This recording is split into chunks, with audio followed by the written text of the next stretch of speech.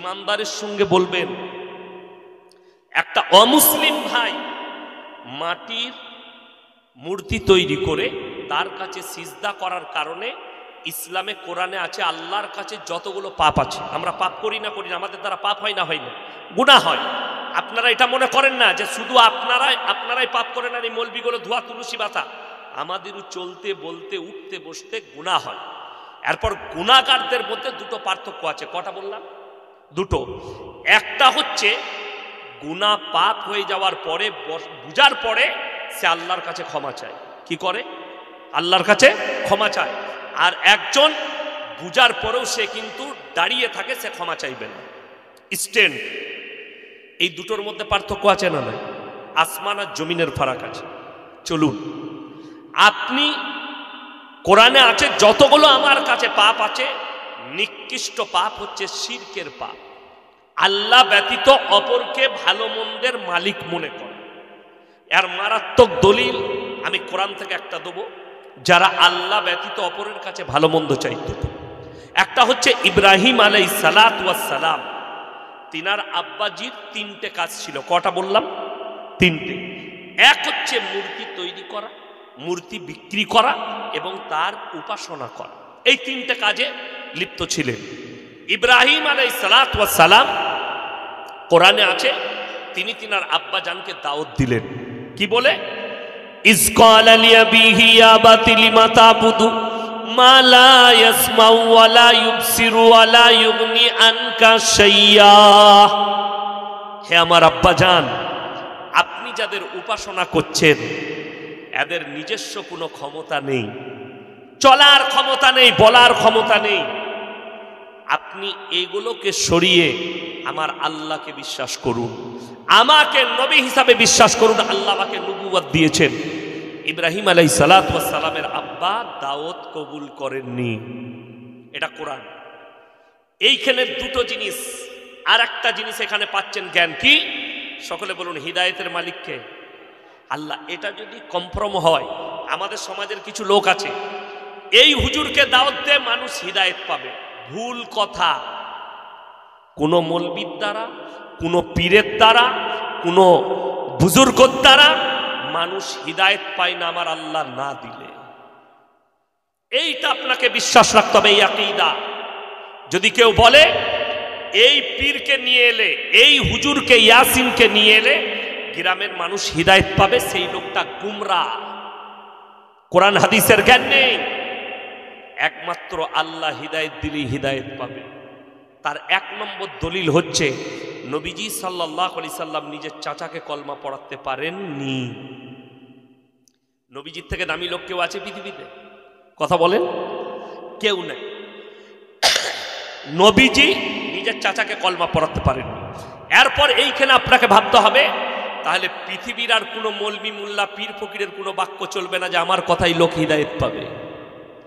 আমাকে দাওয়াত দিতে হবে। অবশ্যই আপনি একজন আলেমকে, একজন অলিকে নিয়ে এসে আপনি তার কাছ থেকে তারবিয়ত নেবেন, ইসলাম নেবেন, কিন্তু হিদায়েত আল্লাহ দিবেন। দাওয়াত নেবেন, আপনি তার কাছ থেকে ইসলাম গ্রহণ করবেন, আমার কাছ থেকে কোরআন হাদিস গ্রহণ করুন, কিন্তু হিদায়েত আল্লাহ তাকেই দেবে যে হিদায়েত প্রাপ্য, যে পাবে। চলুন, ইব্রাহিম আলাইহিস সালাতু ওয়াস সালাম নিজের আব্বাকে দাওয়াত দিলেন। আজকে বলুন, কোরআনে আরেক জায়গায় 17 পারা, কত পারা বললাম? একবারই শেষ পৃষ্ঠার শেষ রুকু, ইয়া আইয়ুহান নাসু যুরিবা মাসালুন ফাসতামিউ লাহু ইন্নাল্লাযীনা তাদউনা মিন দুনিল্লাহি লা ইয়াখলুকু দুবাবান ওয়ালা বিজতামাউ লাহু। হে ঈমানদার ব্যক্তি, পৃথিবীর মানুষ, তোমরা যারা আল্লাহ ব্যতীত অপরের কাছে ভালো মন্দ চাও, তাদেরকে একবার জিজ্ঞেস করে দেখো, তারা একটা মাছি পর্যন্ত সৃষ্টি করতে পারে না। মাছি সৃষ্টি অনেক দূরের কথা, আল্লাহ এটা নিজে কোরআনে বলছেন। আল্লাহ চ্যালেঞ্জ দিলেন, মাছি সৃষ্টি অনেক দূরের কথা। মাছি যদি তাদের প্লেট থেকে কোনো জিনিস ছিনিয়ে নিয়ে যায়, সেটা উদ্ধার করার মতো ক্ষমতা নেই, যেহেতু তারা হচ্ছে শক্তিহীন, আর আমি আল্লাহ একমাত্র পৃথিবীর শক্তিশালী। জোরে বলুন সুবহানাল্লাহ। সকলের সৃষ্টিকর্তা কে? আল্লাহ। তাহলে জেনে রেখে দিবেন, গাছটা সৃষ্টিকর্তা কে? আচ্ছা, গাছের সৃষ্টিকর্তা যদি আল্লাহ হয়, আর আপনি যদি গাছের গোড়ায় সিজদা করে গাছের কাছে ভালো মন্দ চান, আপনার জানাই নেই, এই গাছটার মালিককে খুঁজুন, আরো বেশি পাবে। ঝড় দিলে যে গাছ ভেঙে যাবে, বন্যা এলে যে গাছ ভেঙে যাবে, যে ইয়াসিন আমার কাছে মৃত্যু এলে আমি নিজের মৃত্যুকে রুখতে পারবো না, যত বড় আমি ওলি হয়ে যাই। আমার ভাই, তাহলে ইয়াসিন আপনার কি উপকার করতে পারে, যার জানটা খুদ আল্লাহর কবজা? বলুন, প্রত্যেকটা মৌলবি, মোল্লা, পীর, ফকির, নবী, পয়গম্বর, পৃথিবীর যত আল্লাহর সৃষ্টি আছে সবারই জান কার কবজায়? আল্লাহর কবজাই হলে তার নিজস্ব কোনো আর যোগ্যতা রইল না। আমি যে ইয়াসিন বক্তব্য দিচ্ছি, কাল সকালে যে আমি বেঁচে থাকবো এটা আমার হাতে নাই, আল্লাহর হাতে আছে। আপনারা যারা বসেছেন কেউ গ্যারান্টি দিতে পারবেন না যে রাতের বেলায় গিয়ে সকালটা ফজরটা আপনার হবে। কেন? হাদিসে আছে মানুষ যখন ঘুমায়, ঘুমটা একটা মৃত্যু স্বরূপ। আল্লাহ জাগালে জাগবেন। আল্লাহ যদি ওই মৃত্যুর মধ্যে আপনাকে ঘুমের মধ্যে মৃত্যু দেয়, পৃথিবীর আর কোনো ডাক্তার, কোনো মৌলবি, মোল্লা, পীর, ফকির আপনাকে আর তুলে দাঁড় করাতে পারবে না। আমার ভাই চলুন আজকে আপনাকে বলি, আপনি ওয়াদা করলেন কোরআন সম্পর্কে একটা আয়াত শুনে নেন, সূরা বাকারার। পৃথিবীতে অনেকজন কিতাব লিখেছে না লেখেনি? আমি সর্বপ্রথম বলে দিই, বড় বড় আলেম, মুহাদ্দিস, মুকাররির, মুফাসসির, ফাকি, ওলি সবাই বই লিখেছে না লেখেনি? লিখেছে। এমনকি এর পরের চ্যাপ্টারটা সাহিত্যিক, বড় বড় জ্ঞানীরা, বড় বড় প্রফেসররা, ডাক্তাররা, মাস্টাররা, ইঞ্জিনিয়াররা, গবেষকরা তারা বই লিখেছে। আচ্ছা, কেউ নিজের বইয়ে এটা লিখতে পেরেছে আমার বইয়ে বিন্দুমাত্র ভুল নাই? কথা বলেন নাই? আপনাদের জানা নেই? আপনি যদি কোনো মুফতির কাছে, কোনো মৌলবীর কাছে ফতোয়া নিতে যান, ইসলামিক ফতোয়া, ওই ফতোয়ার নিচে লিখতে হবে তাকে জরুরি এটা, আল্লাহু আলামু বিসসাওয়াব, আমার জানাটুকু লিখলাম, সঠিকটা আল্লাহই জানে। কথাটা বুঝতে পেরেছেন? এটা কে কে লিখতে হবে? একজন মুফতিকে, একজন ইসলামী লয়ারকে, মৌলবীকে, তাকে লিখতে হবে ফতোয়ার নিচে আল্লাহু আ'লামু বিসসাওয়াব, আমার জানাটুকু লিখলাম, সঠিকটা আল্লাহই জানে। তাহলে ইয়াসিনের একটা ফতোয়া, আমার একটা কথা, এটা আল্লাহর উপরেই নির্ভর করছে। আমি গ্যারান্টি দিতে পারবো না, কিন্তু আল্লাহর কসম, আল্লাহ যে কোরআন অবতীর্ণ করেছেন, এই কোরআনে আল্লাহ নিজে বলেছেন, যালিকাল কিতাবু লা রাইবা ফি, আমার এই কোরআনে বিন্দুমাত্র সন্দেহের কোনো অবকাশ নেই। জোরে বলুন সুবহানাল্লাহ। এই কথা আল্লাহ ছাড়া পৃথিবীর আর কেউ কোনোদিন বলতে পারে। চলুন আপনাকে বলে দিই, আল্লাহ তাআলা পৃথিবীতে যতগুলো সৃষ্টি আছে, কোন সৃষ্টি নিজের প্রশংসা করার যোগ্যতা রাখে না। কোন মৌলবী যদি, কোন বক্তা যদি বলে আমার মতো বক্তা পৃথিবীতে কেউ নাই, তার থেকে বড় মূর্খ আর পৃথিবীতে কেউ নাই। কেউ যদি বলে আমার থেকে বড় ডাক্তার পৃথিবীতে কেউ নেই, তার থেকে বড় মূর্খ কেউ নাই। ইয়াসিনের প্রশংসা সমাজ করবে, চাচার প্রশংসা সমাজ করবে, ডাক্তারের প্রশংসা সমাজ করবে। কারা করবে? অন্য মানুষ করবে, যাকে ভালো লাগবে সে করবে। কিন্তু নিজে নিজে যে প্রশংসা করবে সে হচ্ছে মূর্খ। নিজের প্রশংসা করার যোগ্যতা একমাত্র একজন রেখেছেন, তিনি হচ্ছেন আল্লাহ রাব্বুল আলামিন। কোরআন সূরা কাহাফ, কোন সূরা বললাম? সূরা কাহাফ। আমি উত্তরপ্রদেশে একটা বক্তার বক্তব্য শুনছিলাম, আমাদের দেশেও কিছু কিছু মূর্খ, যাদের কাছে ইলম কালাম নেই, যারা গল্প নিয়ে জলসা চালায়, যারা গল্প গুজব দিয়ে কোরআন হাদিস বাদ দিয়ে মানুষের কাছে বাজার চালায়, এই বক্তাদের কাছ থেকে সমাজকে আজকে সাবধান হওয়া দরকার। কেন বলে দিই, তাদের দ্বারা ইলম পাবে না, মানুষ গুমরা হবে। উত্তরপ্রদেশের একটা বক্তা বক্তব্য দিচ্ছে, দেখুন, আমার পরে আব্দুল্লাহ ইল মারুফ ভাই আসবেন, আমার আগের বক্তা, তিনিও আমাকে চিনেন, সবাই আমাকে চিনে, গোটা পশ্চিম বাংলার মানুষ আমাকে চিনে। আমি কিন্তু সবাইকে চিনি না, ঠিক কিনা কথা বলেন? আল্লাহর ওয়াস্তে বলছি, আমাকে যারা ফেসবুকে, মোবাইলে দেখে মনে করেন এই মৌলবীটা মনে হয় পীর বিরোধী, তারা ভুল পথে আছেন। আমি হচ্ছি সিস্টেম বিরোধী মৌলবী। আমি পীর বিরোধী নয়। আমি যদি পীর বিরোধী হতাম, আমার 1 লাখের বেশি বায়ান ছুটছে ফেসবুক আর ইউটিউবে, একটা ক্লিপ খালি বার করে নিয়ে আসুন, একটা ক্লিপ।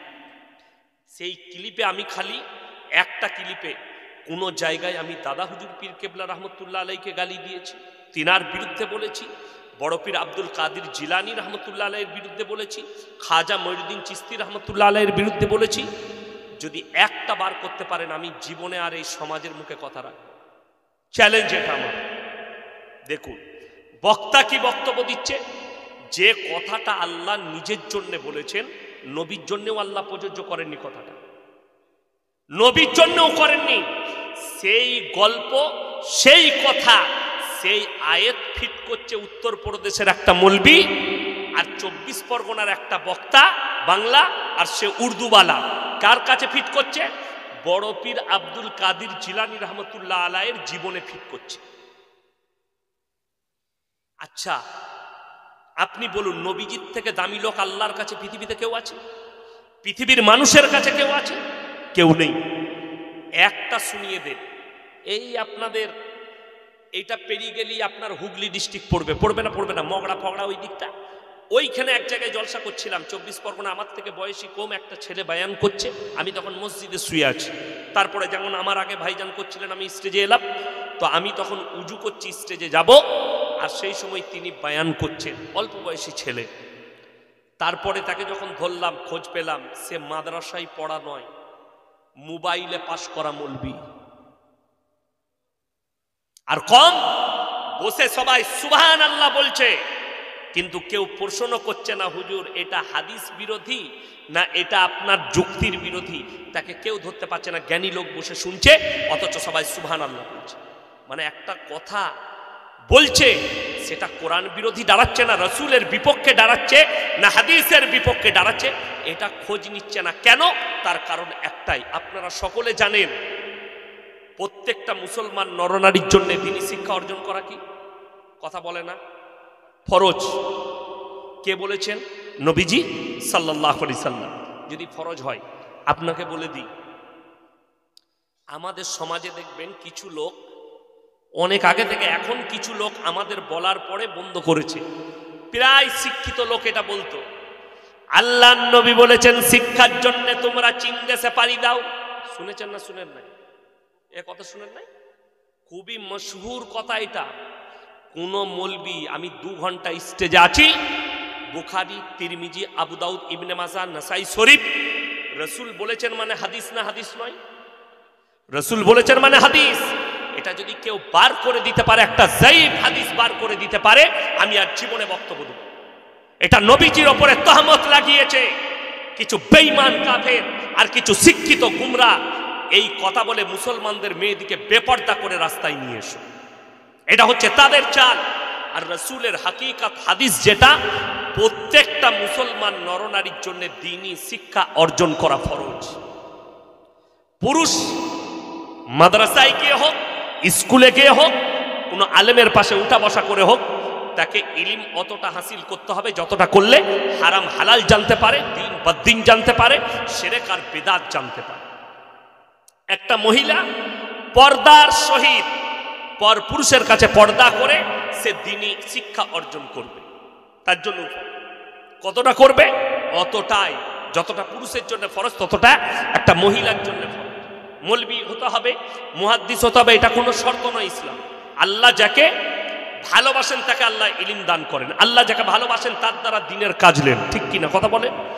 বহু আলেম আছে, কিছু আলেম খিদমত করছে, মসজিদে ইমামতি করছেন, কিছু আলেমের খিদমত হচ্ছে মাদ্রাসায়, তারা তারবিয়াত দিচ্ছে, বাচ্চাদিকে তৈরি করছে, আমাদের মতো মৌলবি তৈরি করছে। আর কিছু আলেমকে আল্লাহ স্টেজে কবুল করেছে, তারা ইসলামের মানুষকে এই জলসার মাধ্যম দিয়ে দাওয়াত দিচ্ছে, ঠিক কিনা? এই ছেলেটার বক্তব্য হচ্ছে, বড় পীর আব্দুল কাদির জিলানী রহমতুল্লাহ আলাইহি তিনি খানা খেতে বসেছেন, দেশি মুরগি দিয়ে খাচ্ছেন। বাবা, দেশি মুরগি দিয়ে ভাত খাচ্ছেন, মুরগির মাংসগুলো খাচ্ছেন আর হাড্ডিগুলো দস্তরখানে এক জায়গায় জমা করছেন। একজন মুরিদ জিজ্ঞেস করলেন, বাবা আপনি যে মুরগির মাংসর হাড্ডিগুলো জমা করছেন কেন? তিনি তখন বললেন, হে আমার মুরিদরা শোনো, আমি যে মুরগিটা খাচ্ছি এর হাড্ডিগুলো জমা করছি আমি, বড় পীর আবার এই মুরগিটাকে জীবিত করার ক্ষমতা রাখি, যা বুঝে করগা। এরপর লোকরা যারা আছে তারা বলে সুবহানাল্লাহ। আমি গিয়ে বললাম, নবীর দরজা বেশি না বড় পীরের দরজা বেশি? আপনারা বলুন, কথা বলে না? নবীজি সাল্লাল্লাহু আলাইহি সাল্লামের শুধু নয়, আল্লাহ নবী সাহাবীদের পায়ের ধুলোর যোগ্য হবে না বড় পীর আব্দুল কাদের জিলানী। এইটা হচ্ছে সহিহ কথা। এরপর দেখুন, কোন মৌলবি, কোন মুহাদ্দিস, চ্যালেঞ্জ রইল গোটা পশ্চিম বাংলার আলেম সমাজকে, চ্যালেঞ্জ দিলাম, যারা এই ধরনের গুমরাহি বক্তব্য দিচ্ছে তাদেরকে চ্যালেঞ্জ করলাম, নবীজি সাল্লাল্লাহু আলাইহি সাল্লাম দুম্বার মাংস খেয়েছেন না খাননি? খেয়েছেন। একটা হাদিস দেখিয়ে দাও নবীজি দুম্বাটাকে জীবিত করেছেন। নবীজি বকরির মাংস খেয়েছেন, একটা হাদিস দেখিয়ে দাও নবীজি বকরিটাকে জীবিত করেছেন। নবীজি উটের মাংস খেয়েছেন, একটা দেখিয়ে দাও নবীজি উটকে জীবিত করেছেন। একটা যায়িফ হাদিস খুঁজে পাবেন না। আল্লাহ যদি যোগ্যতা দিতেন জীবিত করার কোন প্রাণীকে, আল্লাহ সব থেকে প্রথম রাসূলকে দিতেন। ঠিক কিনা কথা বলেন? তাইলে জানতে হবে এই কথাটা বড় পীরের নামে মিথ্যা তহমত লাগানো হয়েছে। আজকে যদি বড় পীর আব্দুল কাদের জিলানী রাহমাতুল্লাহ আলাইহি জীবিত থাকতেন, এই হারামখোর দিকে কাফের ফতোয়া দিতেন যে আমার নামে মিথ্যাচার করছে, আমার বিরুদ্ধে মিথ্যাচার করছে। আল্লাহ কওমকে হেফাজত করুক। তাকে আমি স্টেজে বললাম, কোথা থেকে মওলানা পাস করেছো বাবু? বলে হুজুর মাদ্রাসায় কিছুদিন পড়েছিলাম 6 মাস, মোবাইল দেখে দেখে বায়ান মুখস্থ করে বায়ান করছে। আমরা তাহলে তোর দোষ নাই, কওমের দোষ। তুই হচ্ছিস মৌলবিতে পাস, মোবাইলে পাস করা মৌলবি। তো মোবাইলে পাস করা মৌলবিকে দাওয়াত দিলে এইরকমই বক্তব্য শুনবেন, একটা তারবিয়ত পাবেন। আজকে বড় কষ্ট লাগে, আমাদের সমাজ মারামারি কি নিয়ে করে? স্টেজে মারামারি, মসজিদে মারামারি, জলসায় মারামারি, জানাজার নামাজে মারামারি। যে জিনিসগুলো ইসলামে করলে ভালো, না করলে কোনো গুনাহ নেই, কোনো দ্বন্দ্ব নেই, সেইগুলো নিয়ে মারামারি করার যেটার গুরুত্ব আছে এটা নিয়ে কোনো ঝামেলা নাই। কথাটা বুঝতে পারছেন? পারেননি? দেখুন, যদি কেউ জুম্মার দিনে মদ খেয়ে প্রবেশ করতে যায় তাকে মারবে না মারবে না? বার করবে। গাঁজা খেয়ে যদি প্রবেশ করে তাকে ঢুকতে দিবে না? বাধা দিবে। কিন্তু দুঃখ লাগে আমাদের দেশে সুদ খেয়ে কিন্তু ফাঁস কাতারে নামাজ পড়া যায়, জুম্মার দিনে আতর লাগিয়ে, আমরা বাধা দিতে পারি না। কিয়ামতের আলামতের মধ্যে মারাত্মক আলামত শুনেলেন, আমি কালকে শুনিয়েছি মুর্শিদাবাদ জেলায় মারাত্মক আলামত হচ্ছে আপনার চাকদা বাজারে কোনো গরিবের ছেলে যদি 10 টাকা চুরি করে, ভিক্ষা করে খায়, খাবার নেই, পয়সা নেই, ভুলবশত কারু পকেট থেকে 10 টাকা চুরি করলে বাজারের মানুষ, সমাজ তাকে গাছে বেঁধে চোর বলে পিটায়। ঠিক বললাম না? ছেলেটা চোর, কিন্তু কেউ জানে না সে পেটের দায়ে 10 টাকা চুরি করেছে, তার নাম হয় চোর। আর যারা কমের লাখ লাখ টাকা চুরি করে বসে আছে তাদেরকে স্টেজে ডেকে আমরা মালা পরিয়ে বলি এটা সমাজসেবী। এটা হচ্ছে কিয়ামতের আলামত। समझदारों के लिए इशारा काफी है। আমি খালি ইশারা দিচ্ছি, আপনারা বুঝলেন আমি কাকে বলতে চাইছি। আমাদের সমাজের লোক মনে করে আমি গ্রামের দায়িত্ব পেয়েছি, আমি বিচারের দায়িত্ব পেয়েছি, আমি নেতা হয়েছি মানে আমার বিরাট ব্যাপার। তোমার জানাই নেই যদি চুল পরিমাণ অন্যায় বিচার করো, কিয়ামতের দিনে এত কঠিন পাকড়াও হবে তুমি জান্নাতের খুশবু পর্যন্ত আর পাবে না।